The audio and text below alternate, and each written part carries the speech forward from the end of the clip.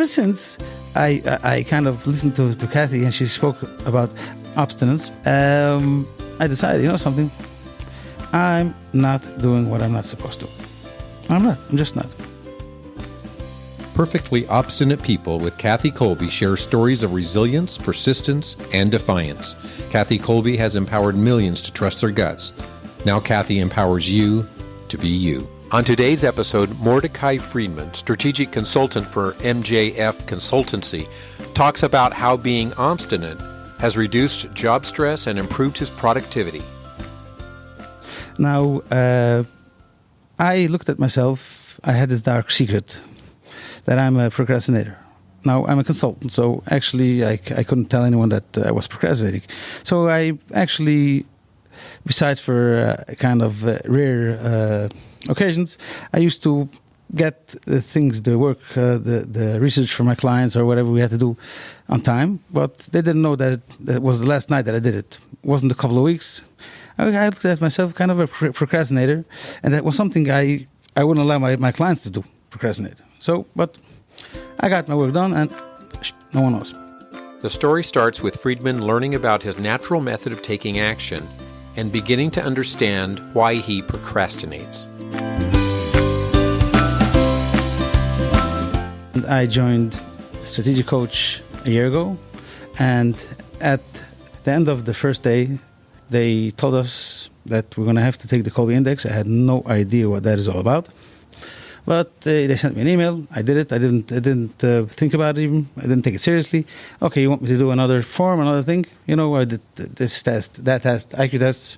I never I'm a skeptic. I'm not a believer. So I did it.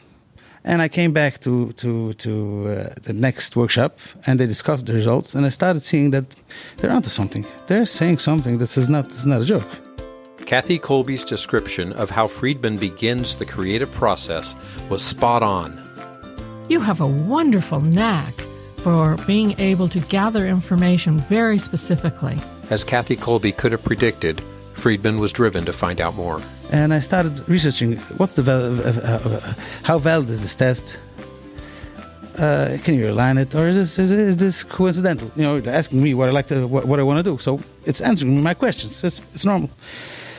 So I started comparing it to this. I won't say any names, but to this personality test, to this IQ test, and I saw that, as interesting as it might sound, these 36 questions actually hold the key to freedom. Here is how Kathy Kolbe would describe Friedman's approach to systems and structure. There's a continuum from being highly adaptable to being very well organized, structured, and sequential. Your place on this continuum, your natural talent, is to be that person who's adaptable, to be at the end of the continuum where you're the person who multitasks. Not many people in the population have this knack that you have. Now, I prided myself that I do the writing, I do the talking, I do everything. I was proud of that. But let me tell you, it kind of scheduling, putting things in a certain order systematically, labeling, listing, was kind of blowing my brains away. I think that there's an important consideration around the give me the freedom to be myself so I don't have stress issue. Your natural advantage, your Kolbe result, shows you what you are capable of doing when you're working at your very best, when you're in the groove, you're in the zone. There are times you're going to work out of your zone in a particular mode. If you do it for a short time, you can make it work. As long as you're doing your best and as long as you're forthright in what the issues are, but you're not taking on the burden of saying, you're going to get my best effort. When you give your best effort, you've got to be in your instinctive strong suits. You've got to be doing it the way that works for you. You're highly adaptive, and you can just move from this to that project seamlessly because you don't have to finish what you started. But someone is saying to you, it is essential that we have structure here. We need to be organized. and you really understand the operation, you understand the family, you understand what's going on. So I need you to be sure that you design the systems to make it work. Well, if you're a team player and you're smart and you do know the business, or you do know the situation of the family and when all the holidays and anniversaries and birthdays are, okay, you say, I'll do that for the family. The likelihood is you won't do it in the time frame that the other person thought you should. You might even lose it, forget about it. And if you do it, you won't do it in a way that is as organized. Do you then suffer the stress of feeling that you're doing something poorly, you're doing something that disappointed others?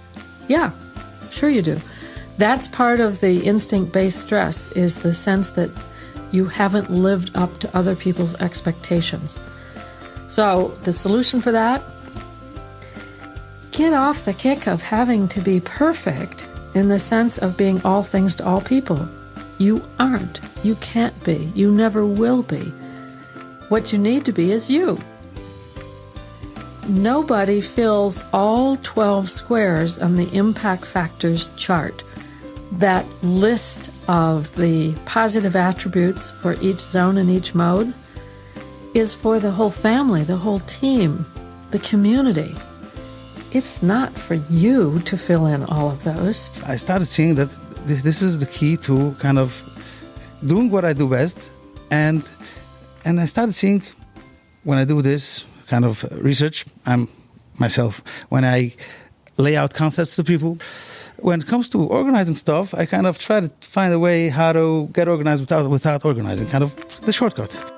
Friedman took Kathy Kolbe's advice and found support for scheduling and other systematizing tasks. Let me mention I brought along my wife. I want her to kind of be with me on this.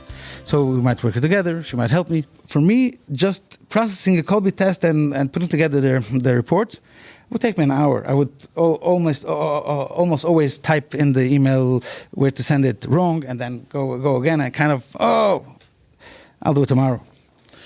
I kind of text her and it's done before I know it, and she's already done it. Friedman says that by making this adjustment, he has reduced his burnout days and increased his productivity. What used to happen is, and I'm not exaggerating, about one out of 3 or 4 days was a burnout day. I didn't do anything. I kind of wasn't productive. But then I kind of took revenge on myself, and I used to work kind of long hours, and then I used to kind of not be able to work. Oh, why am I doing this?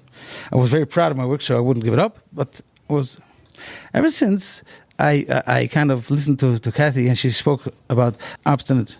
So it's and she kind of differentiated from stubbornness. I decided, you know something, I'm not doing what I'm not supposed to. I'm not. I'm just not. And I started kind of telling people, I'm just not doing it. But aren't you supposed to do it? Well, we can argue about what I'm supposed to do, but I can tell you can have my word on for this. I'm not doing it. So, and I simply stopped doing it, and I started kind of getting much better in what I did, kind of outsourcing work and telling my clients, listen here, this is how it works. And ever since, I don't remember a burnout day. Simply, it's a different story. It's kind of a different story. I kind of walk into my office, and I'm not trying to kind of fool myself into looking at at the moon location at the time, or things I used to do because I kind of try to run away from what I needed to do. I kind of just do my work. Regardless of the situation you're in, you will be true to yourself if given the freedom to do that. And so we must fight for that freedom to be who we are and act on our instincts is worth everything it takes to fight for.